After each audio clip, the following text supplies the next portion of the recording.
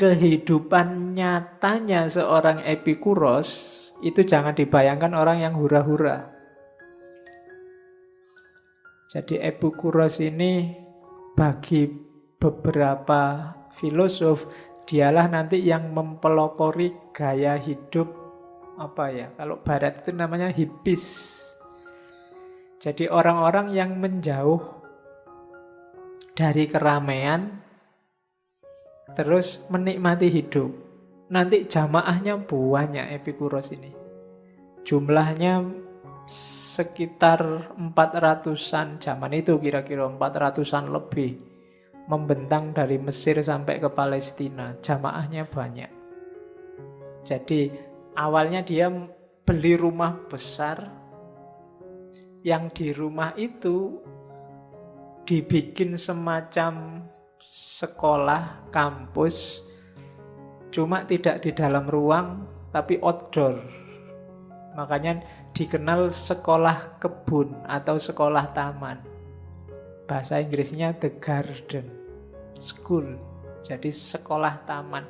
Orangnya ngumpul di taman, nyari posisi santai, saenake, terus belajar. Dan hidupnya juga di rumah itu. Nanti di rumah itu banyak kamar-kamar, monggo milih kamar yang cocok. Berinteraksi sesering mungkin di sana, tukar pikiran sesering mungkin, tapi santai, menikmati hidup. Banyak nanti jamaahnya yang meninggalkan pekerjaannya, meninggalkan kesehariannya, kekayaannya untuk gabung di gengnya Epikuros ini. Itu jadi bikin semacam halako sendiri keluar dari keramaiannya Athena. Menjauh dari pusat kota. Tadi di cover awal kan gambarnya mirip semacam itu, cuma itu ilustrasi. Bareng-bareng. Dan nanti banyak cerita-cerita fitnah. Apa? Kalau hari ini hoax. Jadi ada yang bilang Epikuros itu selalu mengadakan pesta-pesta makan dan juga pesta-pesta seks. Cuma itu ya karena hari ini nggak ada medsos, nggak ada yang bantah. Tapi bantahannya ada di beberapa buku yang menunjukkan bahwa enggak kayak gitu. Dan Epikuros ini nyufi beneran gaya hidupnya. Bagi Epikuros, ya zaman itu di antara makanan mewah itu keju. Katanya Epikuros kalau orang sehari makan keju lebih dari 1 kali, itu sudah berlebihan. Ya rumusnya berarti kalau sehari makan 3 kali, ya kalau kita kaya ya cukup makan enaknya sekali saja. Kalau makan enaknya lebih dari 1 kali, itu sudah berlebihan. Ya mungkin orang modern hari ini merasakan kebanyakan makan enak, akhirnya penyakitnya datang. Ya, yang susah kita. Kita itu waktu ndak punya uang, pingin makan enak, ndak bisa beli. Besok sudah kerja punya uang, pengen makan enak, ndak boleh sama dokternya. Jadi sepanjang hayat nggak sempat makan enak. Jadi Epikuran gaya gitu. Nanti mungkin di fase-fase terakhir ketika Kristen lahir, ajaran ini ditentang. Sehingga halakoh-halakohnya dibubarkan. Nanti rumah-rumah besar tempatnya Epikuros dan para sahabatnya sebagian besar dijadikan biara gereja. Dan ajarannya dibasmi. Saya bilang tadi nanti yang lebih disukai aliran stoicisme yang kita bahas minggu depan.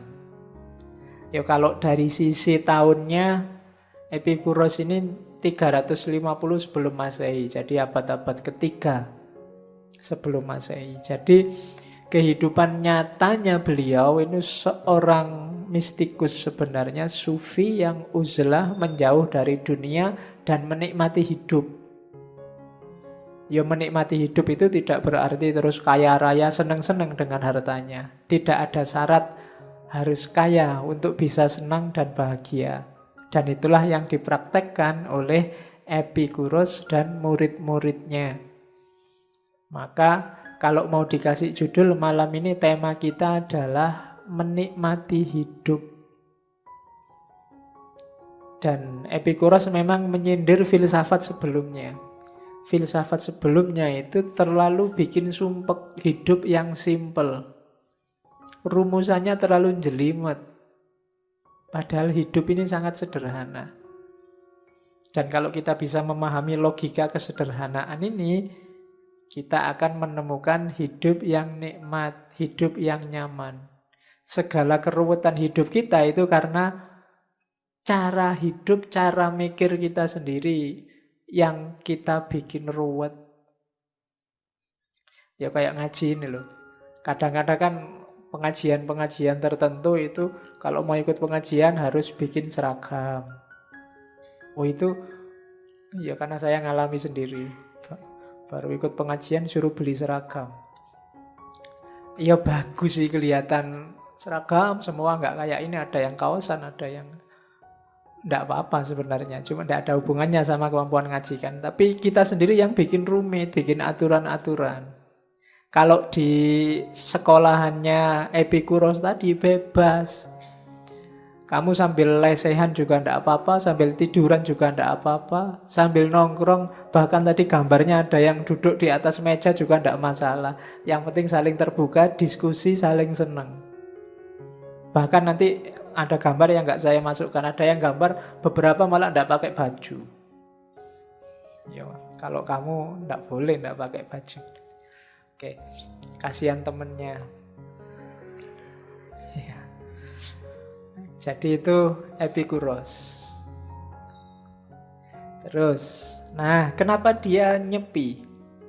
Ndak ikut gabung sama Socrates and the gang dan kawan-kawan dan wa akhwatuhu wa ashabuhu di Athena. Katanya Epikuros, I have never wished to cater to the crowd. For what I know, they do not approve. And what they approve, I do not know.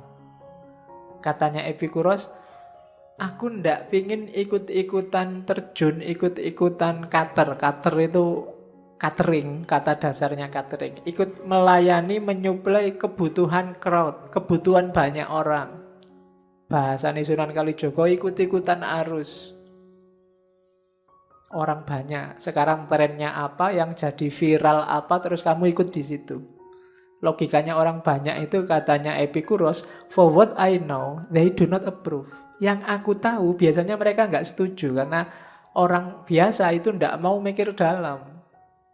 Maunya yang lain begitu ya begitu. Sementara para filosof ini kan mikirnya dalam. Jadi katanya Epikuros, yang aku tahu mereka nggak setuju. Dan apa yang mereka setujui aku nggak tahu. I don't know. Maksudnya apa? Yang berjalan di masyarakat ini aku ndak paham. Kok bisa ya orang itu kayak gitu? Logika masa itu kan kalau kadang-kadang kita pikir kan kadang nggak nyambung. Ujuk-ujuk ada anak kecil bawa tulisan di pinggir nyegat bis pakai om, telolet om. Itu se-Indonesia setuju, viral itu. Itu kan what they approve I do not know, ndak paham belas aku. Yo contoh yang lain banyak. Ya sekarang tinggal kamu sebut yang viral hari ini apa. Wong ada Raja Salman nambah cutinya 3 hari. Itu heboh se-Indonesia. Aku ya bingung istimewanya di mana sih? Wong ya rojo, cuti dan kerasan nambah 3 hari itu biasa aja. Wong mereka bayar-bayar sendiri. Tapi kok se-Indonesia terus heboh ya? Itu for what they approve I do not know. Piye yo mikirnya wong-wong itu kan gitu. Maka katanya Epikuros, daripada capek mikir orang banyak ya sudahlah. Nanti aku ngomong apa-apa juga dimarahi sama mereka. For what I know they do not approve. Wong mereka memang gak nyampe. Daripada capek ngeladeni, minggirlah kita sebentar. Kita nikmati hidup kita sendiri. Nah itu Epikuros. Kalau mikir terus crowd, mikir terus kerumunan, sumpek kita. Kita cari yang paling nyaman. Nah, ngaji ini juga begitu, kamu boleh bebas. Selonjor boleh, tidak harus pakai silo. Ya, kelesetan juga boleh, cuma jangan di depan. Kalau di depan sini terus kamu tidur, nanti yang lain berdiri sholat, kapok kamu. Oke. Jadi kalau tidur di belakang. Terus. Ini rumusan utama filsafatnya Epikuros. Katanya Epikuros, apa sih yang paling utama dalam hidup? Kebijaksanaan. Kebijaksanaan yang paling utama apa? Bijaksana dalam mengejar kenikmatan. Kenapa kok mengejar kenikmatan? Karena diakui atau tidak diakui, kita hidup ini mencari kenikmatan. Yo bahasa kasarnya nyari seneng, nyari enak. Saya bilang tadi di awal. Kalau kamu tanya, nikmat itu apa? Nikmat itu ndak ada rasa sakit, ndak ada rasa galau, ndak ada rasa sumpek. Jadi tidak ada netral ya. Kalau kita nggak sumpek, nggak galau, itulah nikmat. Tidak bisa seneng, tidak seneng, dan biasa. Hidup isinya cuma dua, seneng atau tidak seneng. Biasa itu termasuk seneng berarti. Kamu nyaman. Zona nyaman itu kan standar biasa. Dan kamu seneng, kerasan di situ. Jadi berarti apa? Nikmat itu kalau tidak ada rasa sakit, nggak ada ganjelan, nggak ada gelisah. Itulah nikmat. Jadi rumusannya nggak perlu terlalu jelimet. Kenapa kok pakai definisi negatif? Karena pakai definisi positif akan susah. Coba aja.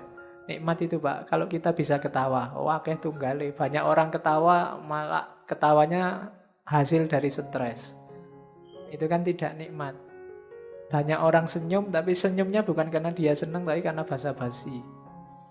Kalau ketemu saya mungkin kamu janjinya lagi sumpek. Wah, ketemu Pak Faiz terpaksa harus senyum nih. Kan gitu. Berarti kan nggak karena senang itu terpaksa. Sama-sama senyumnya. Nah, kan susah. Memang karena senang dan nikmat itu hubungannya sama rasa. Saya sering bilang rasa itu memang sukar didefinisikan secara positif.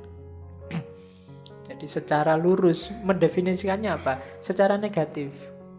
Kalau nggak ada yang ganjel, nggak ada yang galau, lancar, itulah nikmat.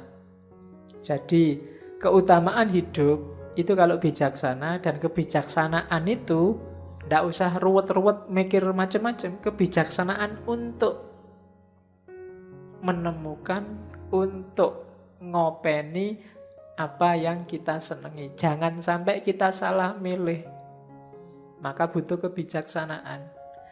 Misalnya teh atau air putih, kan selalu dikasih saya dua ini.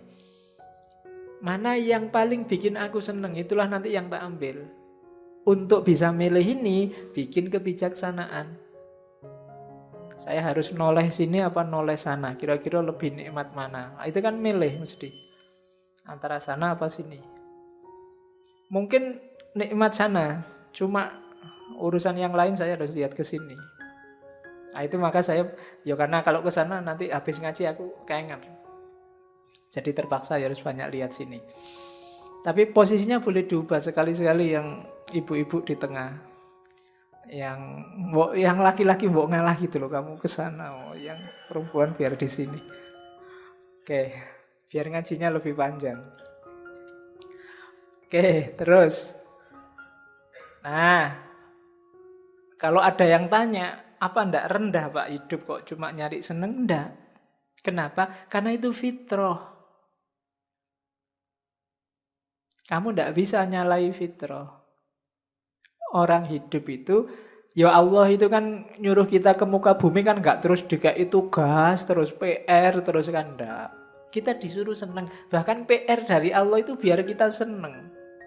Jangan dikira kamu disuruh sholat, disuruh zakat, disuruh haji itu terus biar kamu sumpek, enggak. Maka enggak boleh mengeluh Allah ini bikin sumpek aja. Itu sebenarnya biar kamu seneng. Itu kan rumus-rumus yang kamu belum nangkep mungkin. Ada rahasianya untuk bikin kamu seneng. Jadi fitrah. Saya tadi di awal ngomong, enggak ada orang yang secara sengaja saya milih susah Pak, kecuali yang sudah stres, yang sudah putus asa. Oke.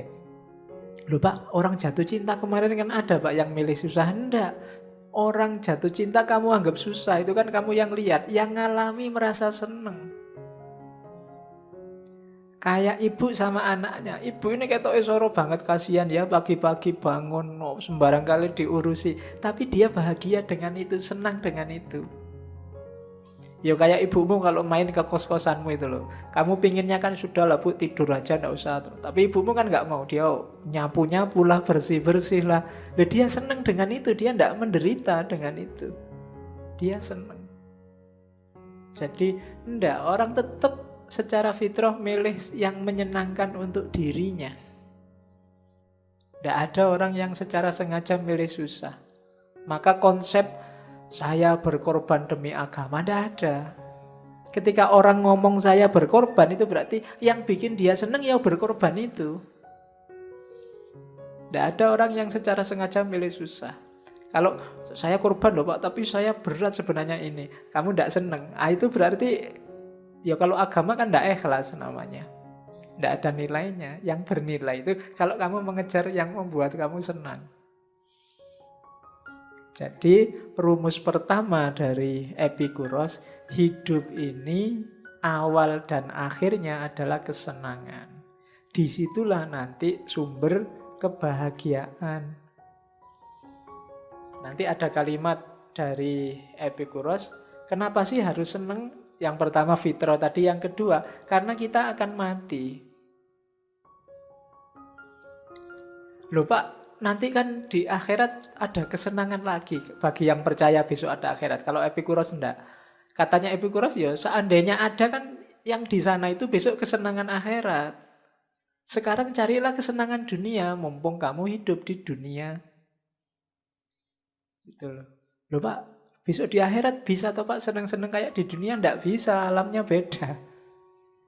Kan ada hadisnya, mala ainun ro'at wala udhunun sami'at. Berarti nggak kayak sekarang.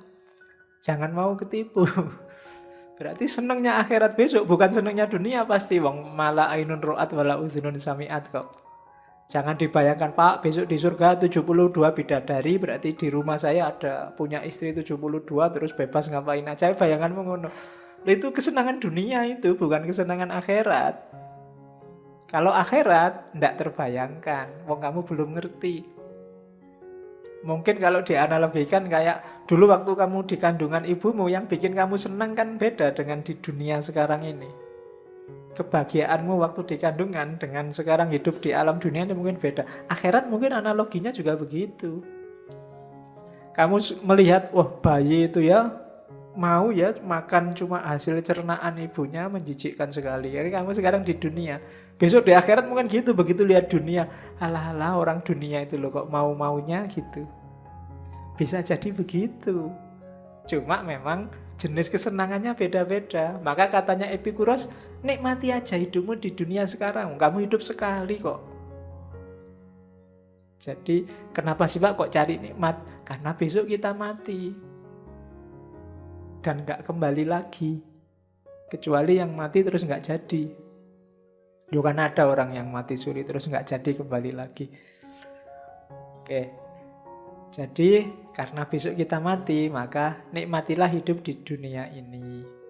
Ya nanti mesti meskipun nikmat ada rumusnya, jangan sembarangan.